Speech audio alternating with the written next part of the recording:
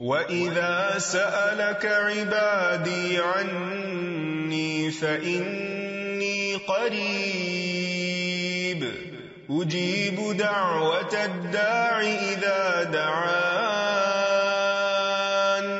فَلْيَسْتَجِيبُوا لِي وَلْيُؤْمِنُوا بِي لَعَلَّهُمْ يَرْشُدُونَ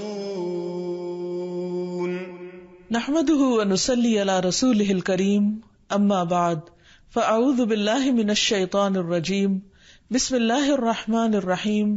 رب اشرح لی صدری ویسر لی امری واحلل عقدۃ من لسانی یفقہوا قولی۔ ناظرین، پروگرام دعا کیجئے کے ساتھ ہم آپ کی خدمت میں حاضر ہیں۔ انشاءاللہ العزیز اس پروگرام میں ہم مختلف مواقع اور مختلف لوگوں کے لیے کی جانے والی دعاؤں کے بارے میں بات کریں گے۔ آج کے اس ابتدائی پروگرام میں ہم دعا کے آداب اور قبولیت کے مواقع وغیرہ کے موضوع پر بات کریں گے۔ دعا کیا ہے؟ دعا بندے کی اپنے رب سے التجا ہے، فریاد ہے، اس بات کا اظہار ہے کہ اے رب، میں محتاج ہوں، میں فقیر ہوں، اور تو داتا ہے، تو دینے والا ہے، سارے خزانوں کی کنجیاں تیرے ہاتھ میں ہے، تیرا دروازہ دن رات کھلا رہتا ہے، تو سب کی سنتا ہے، ہر وقت سنتا ہے، تو دل ہی دل میں پکارے جانے والی دعائیں بھی سنتا ہے اور زور سے بولی جانے والی بھی۔ دعا انسان کی تمناؤں کے لب پر آنے کا نام ہے، جیسے علامہ اقبال نے بہت خوبصورتی سے کہا تھا کہ لب پہ آتی ہے دعا بن کے تمنا میری، کہ میری تمنائیں، میری آرزویں، میرے اندر کی خواہشات اور میری ضروریات، ان سب کو پورا کرنے کے لیے اے رب میری کوششیں کافی نہیں، ان کی تکمیل کے لیے میں تیرے سامنے ہاتھ پھیلاتا ہوں اور میں تجھ سے ہی دعا کرتا ہوں۔ حضرت زکریا علیہ السلام نے بہت خشوع کے ساتھ اور بہت یقین کے ساتھ اپنے رب سے کہا تھا کہ وَلَمْ أَكُمْ بِدُعَائِكَ رَبِّ شَقِيًّا، کہ تجھ سے دعا مانگ کر اے رب میں کبھی بدبخت رہا ہی نہیں، نامراد رہا ہی نہیں، یعنی تو ضرور سنتا ہے، تو میری بھی سنے گا۔ اسی وجہ سے ہم دیکھتے ہیں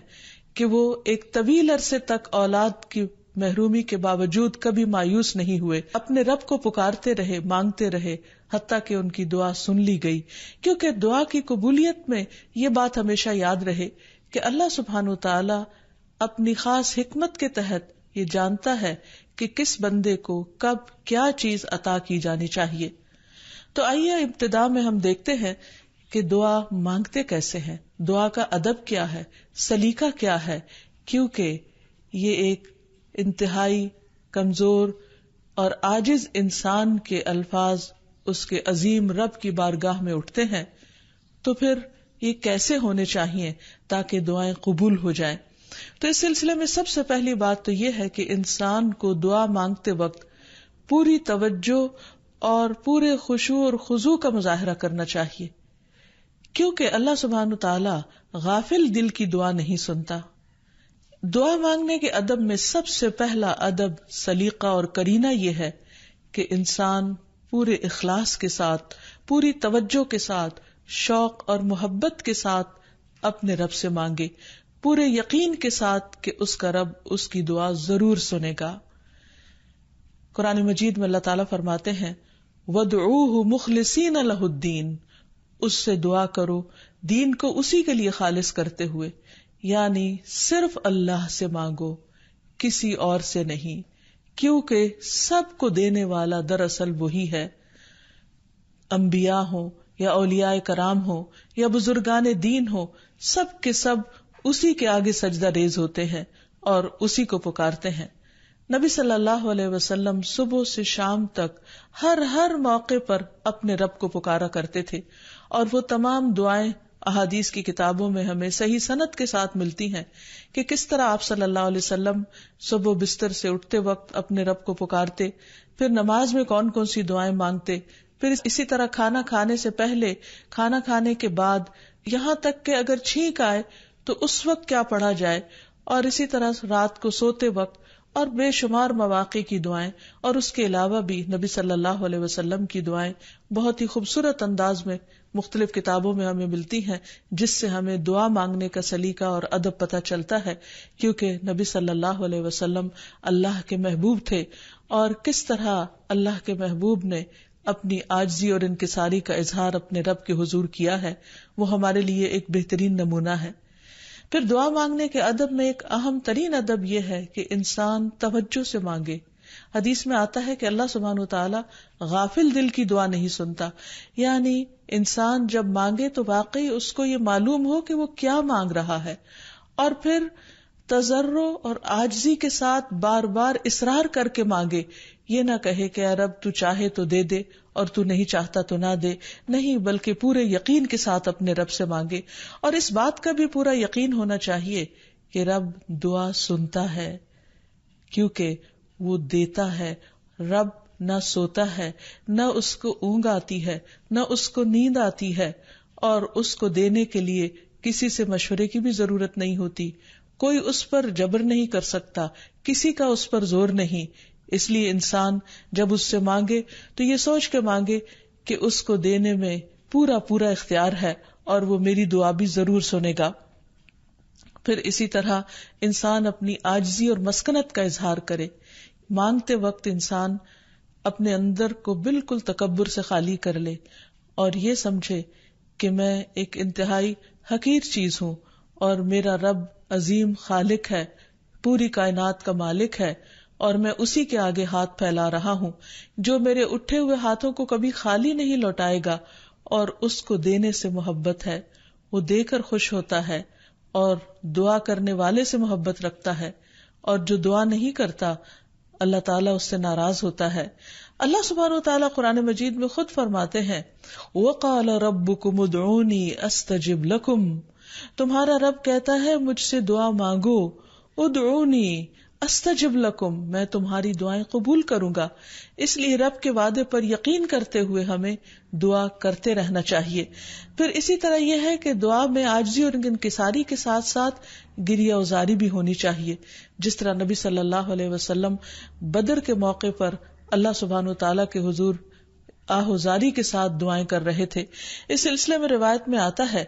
کہ نبی صلی اللہ علیہ وسلم قبلہ رخ ہو کر گڑ گڑا کے دعا کر رہے تھے کہ اے اللہ میرے لیے اپنے کیے ہوئے وعدے کو پورا فرما، اے اللہ اپنے وعدے کے مطابق عطا فرما، اے اللہ اگر اہل اسلام کی یہ جماعت ہلاک ہو گئی تو زمین پر تیری عبادت نہ کی جائے گی۔ اور پھر اس قدر عاجزی و زاری تھی کہ حضرت ابوبکر صدیق رضی اللہ تعالیٰ عنہ نے جب آپ کو دیکھا تو پیچھے سے آ کر آپ سے چمٹ گئے اور کہنے لگے کہ اے اللہ کے نبی اب بہت کافی ہو چکا، آپ نے اپنے رب سے بہت کچھ مانگ لیا، اللہ تعالیٰ آپ سے کیے ہوئے وعدے کو ضرور پورا کرے گا۔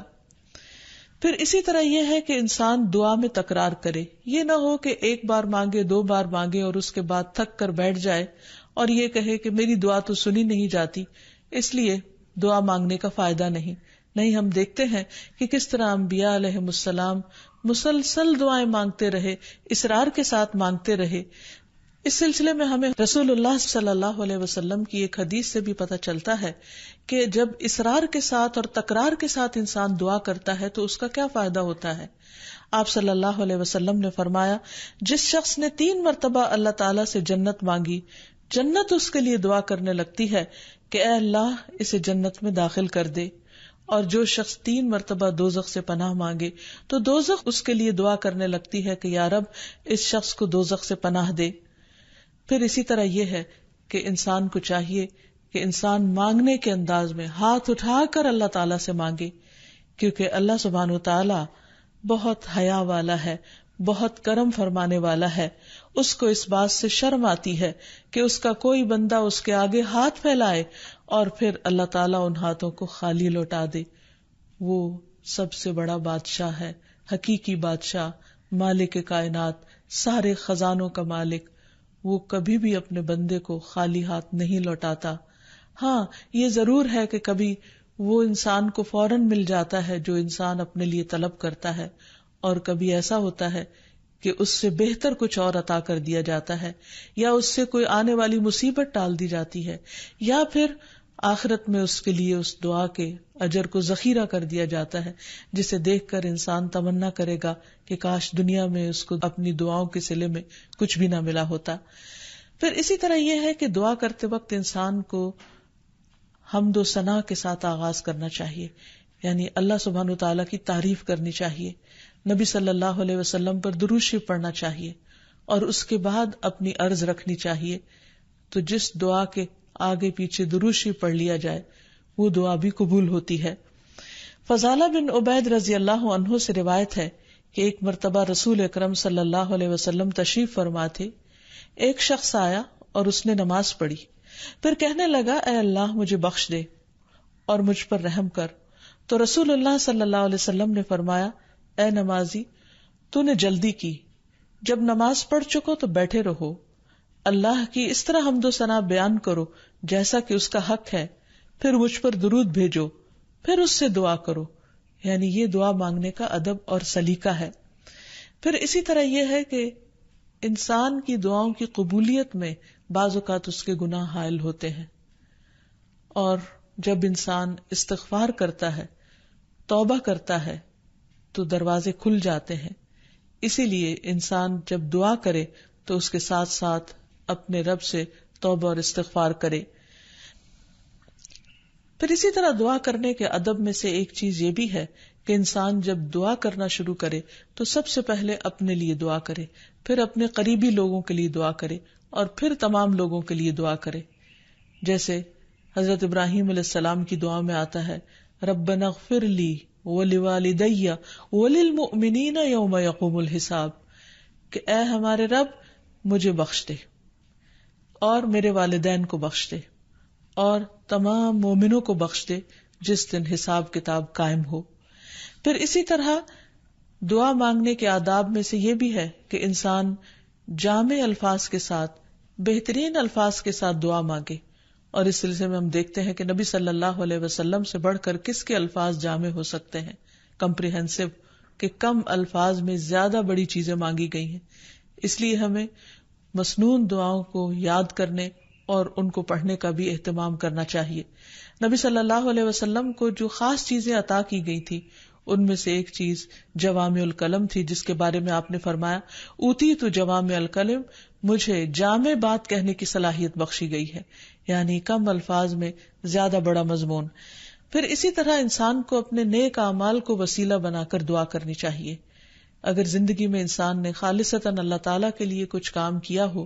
تو مشکل وقت میں، تکلیف کے وقت میں، پریشانی کے وقت میں انسان اپنے رب کے سامنے اس نیک عمل کا ذکر کر کے اس کے وسیلے سے دعا کرے۔ جیسے ہمیں ایک حدیث سے پتہ چلتا ہے کہ کچھ لوگ کہیں سفر پر جا رہے تھے تو راستے میں بارش شروع ہو گئی، بارش سے بچنے کے لیے انہوں نے غار میں پناہ لی، تو اتنے میں ایک بڑا پتھر لڑک کر غار کے دروازے کے آگے آ گرا اور غار کا دروازہ بند ہو گیا، اور اس طرح وہ باہر نہیں نکل پا رہے تھے۔ تو اس وقت ان تینوں نے آپس میں یہی سوچا کہ ہم اپنے اس عمل کو سامنے رکھ کر اللہ تعالیٰ سے دعا کرتے ہیں جو خالصتاً ہم نے اللہ تعالیٰ کی رضا کے لیے کیا۔ تو بہرحال تینوں نے اپنے اپنے نیک عمل کا ذکر کیا، جس کی بدولت ان کی دعا قبول ہو گئی اور غار کے پتھر ہٹ گیا جو کہ بظاہر ناممکنات میں سے تھا، اور اس طرح وہ لوگ وہاں سے نکل آئے، ادروائز ان کی زندگی بھی خطرے میں تھی۔ پھر اسی طرح یہ ہے کہ اللہ تعالیٰ کے خوبصورت ناموں کو وسیلہ بنا کر دعا کرنی چاہیے۔ قرآن مجید میں آتا ہے وَلِلَّهِ الْأَسْمَاءُ الْحُسْنَى فَادْعُوهُ بِهَا، اور اللہ کے لیے ہیں اچھے اچھے نام، بس اسے پکارو ان ناموں کے ذریعے، یعنی ان کے وسیلے سے۔ تو اللہ سبحانہ وتعالیٰ کے نام مختلف دعاؤں کے آخر میں بھی آتے ہیں، اور اس کے علاوہ اللہ تعالیٰ کے ان سارے ناموں کو پڑھ کر بھی دعا کی جا سکتی ہے، یا پھر کسی خاص نام کے ساتھ بھی اس کو پکارا جا سکتا ہے۔ جیسے عموماً ہم یا اللہ تو کہتے ہی ہیں، یا پھر یا رب، یا رحمان، یا رحیم، یا کریم، یا ذی الجلال والاکرام، یا حی یا قیوم برحمتک استغیث۔ ان اچھے اچھے ناموں کے ساتھ اللہ تعالیٰ کو بار بار پکار کر دعا کرنے سے دعا قبول ہوتی ہے۔ پھر اسی طرح اگر کوئی شخص باوضو دعا کرتا ہے تو اس کی دعا بھی قبول ہوتی ہے۔ اس سلسلے میں ہم دیکھتے ہیں ابو عامر رضی اللہ عنہ جب شہید ہوئے تو ابو موسیٰ اشعری رضی اللہ عنہ نے آ کر نبی صلی اللہ علیہ وسلم کو اس کی خبر دی، اور کہا کہ ابو عامر نے کہا تھا کہ آپ صلی اللہ علیہ وسلم سے کہنا کہ میرے لیے استغفار کریں. آپ نے پانی طلب فرمایا، وضو کیا، پھر ہاتھ اٹھا کر دعا کی، اے اللہ عبید ابو عامر کی مغفرت فرما. پھر اسی طرح دعا کی قبولیت کے آداب میں سے ایک ادب یہ بھی ہے کہ انسان حلال رزق کا اہتمام کرے. نبی اکرم صلی اللہ علیہ وسلم نے ایک شخص کا ذکر کیا کہ وہ طویل سفر کرتا ہے، پریشان حال ہے اور خاک آلود ہے اس کے بال اور اس کا لباس، اور وہ بہت تھکا ہوا ہے اور اپنے ہاتھ آسمان کی طرف اٹھا کر کہتا ہے یا رب یا رب، لیکن اس کی دعا کہاں سے قبول کی جائے؟ اس کا کھانا بھی حرام کا، اس کا پہننا بھی حرام کا، اور وہ حرام پر ہی پرورش پایا، تو اس کی دعا کہاں سے قبول ہو؟ تو اس سے یہ پتہ چلتا ہے کہ انسان اگر یہ چاہتا ہے کہ اس کی دعائیں قبول ہوں تو وہ اپنے کھانے پینے اور اپنے لباس اور اپنی زندگی میں بھرپور طریقے سے حلال کا اہتمام کرے. پھر اسی طرح یہ ہے کہ دعا میں تصنع اور تکلف سے پرہیز کرنا چاہیے. اس سلسلے میں ایک حدیث میں آتا ہے، ابن عباس فرماتے ہیں کہ دعا میں قافیہ بندی سے پرہیز کرتے رہنا، کیونکہ میں نے رسول اللہ صلی اللہ علیہ وسلم اور آپ کے صحابہ کو دیکھا ہے کہ وہ ہمیشہ اس سے اجتناب کرتے تھے، یعنی اس سے بچا کرتے تھے. پھر اسی طرح دعا میں مبالغے سے بھی پرہیز کرنا چاہیے. نبی صلی اللہ علیہ وسلم نے فرمایا عنقریب اس امت میں ایسے لوگ آئیں گے جو طہارت اور دعا میں مبالغہ کریں گے، یعنی حد سے زیادہ لمبی دعائیں کریں گے، کیونکہ دعا اس وقت تک انسان کو کرنی چاہیے جب تک اس کا خشوع و خضوع قائم رہے اور واقعی وہ اللہ سے دعا کر رہا ہو. لیکن صرف لمبی دعا اس لیے کہ شاید بہت زیادہ لمبی دعا کرنے سے زیادہ قبولیت ہوگی، تو اصل چیز کوالٹی ہے. بعض اوقات انسان صرف ایک جملہ بولتا ہے لیکن اتنے درد کے ساتھ، اتنے احساس کے ساتھ، اتنی شدت کے ساتھ کہ وہی کافی ہو جاتا ہے. جیسے یونس علیہ السلام نے مچھلی کے پیٹ میں پکارا تھا، لا الہ الا انت سبحانک انی کنت من الظالمین، کہ لا الہ الا انت، نہیں کوئی الہ مگر تو ہی، سبحانک تو پاک ہے، انی کنت من الظالمین، بے شک میں ظالموں میں سے ہوں، میں گناہ گاروں میں سے ہوں. تو ان کی دعا فوراً سن لی گئی، قبول کر لی گئی. پھر اسی طرح کچھ اوقات اور مقامات ایسے ہیں کہ جہاں انسان کی دعا قبول ہوتی ہے. مثلا رات کے آخری حصے میں دعائیں بہت قبول ہوتی ہیں. حدیث میں آتا ہے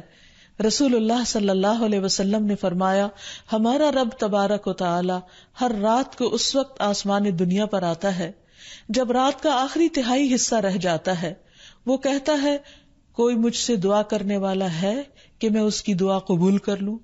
کوئی مجھ سے مانگنے والا ہے کہ میں اسے عطا کر دوں؟ کوئی مجھ سے بخشش طلب کرنے والا ہے کہ میں اسے بخش دوں؟ یعنی اگر کوئی اس وقت مجھ سے دعا کرے گا تو میں ضرور اس کی دعا قبول کر لوں گا. لیکن عموماً رات کے آخری حصے میں انسان گہری نیند میں چلا جاتا ہے اور یہ قبولیت کا وقت اس سے کھو جاتا ہے. تو اس خصوصی طور پر اگر انسان کی زندگی میں کوئی پریشانی ہو یا کچھ چیزوں کے بارے میں وہ واقعی سنجیدہ ہو کہ وہ اسے ملنی چاہیے دنیا اور آخرت کی کامیابیوں میں سے، بھلائیوں اور خیر میں سے، تو اس کو چاہیے کہ اس وقت میں دعا کا اہتمام کرے. نبی صلی اللہ علیہ وسلم نے یہ بھی فرمایا کہ تمام اوقات سے زیادہ بندہ پچھلی رات میں اپنے رب کے قریب ہوتا ہے، پس اگر تم سے ہو سکے تو تم اس گھڑی میں اللہ کو یاد کرنے والوں میں سے بن جاؤ تو ضرور بن جاؤ. پھر اسی طرح آذان کے بعد اور اقامت سے پہلے دعا قبول ہوتی ہے. یعنی مؤذن جب آذان دے رہا ہو تو جو الفاظ وہ دہرا رہا ہو ان کو دہراتے جانا چاہیے، سوائے حی علی الصلاح اور حی علی الفلاح کے، کہ اس کے جواب میں لا حول ولا قوت الا باللہ پڑھنا چاہیے.